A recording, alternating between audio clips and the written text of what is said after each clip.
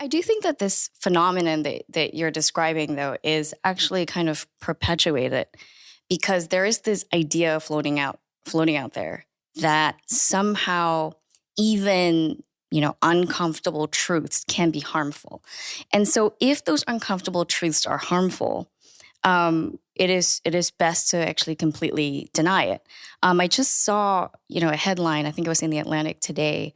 Jamel Hill, the ESPN reporter, wrote about Enes Kanter, the Turkish basketball player who's been, very vocal about China lately, and especially the NBA's hypocrisy, especially considering its response to Black Lives Matter versus the human rights abuses of the Chinese Communist Party.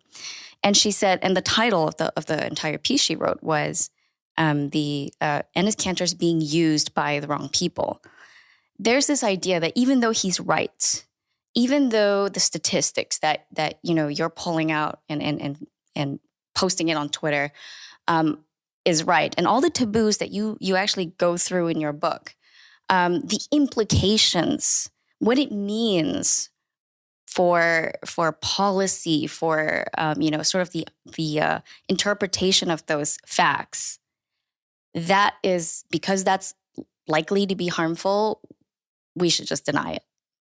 That seems to me to be what's happening. And how do you respond to that?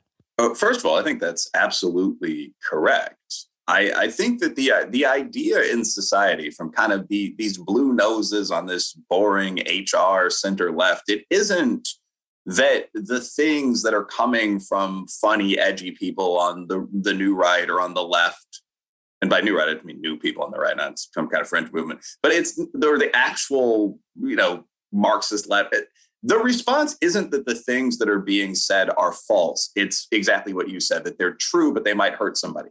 So the focus of censorship today, and I would actually suspect the focus of censorship throughout history, is not on removing false information. It's on removing true information that powerful people don't like. Why is that a bad idea? I mean, I think this gets back again to John Stuart Mill and all the books that people should have been reading instead of bell hooks in college. But a couple obvious points. First, it does a lot of harm to ignore facts that are true if you're especially concerned about this particular category of harm. And I mean, if you're talking about, for example, the police stops case that we just went through, if you don't want to note that there's a very high crime rate in urban and especially African-American communities, and so you pretend that the high number of encounters with the police in cities is just due to racism, because it makes people feel good to believe this, and then you pull back the police, what you see is that an additional, say, 10,000 people per year are going to die.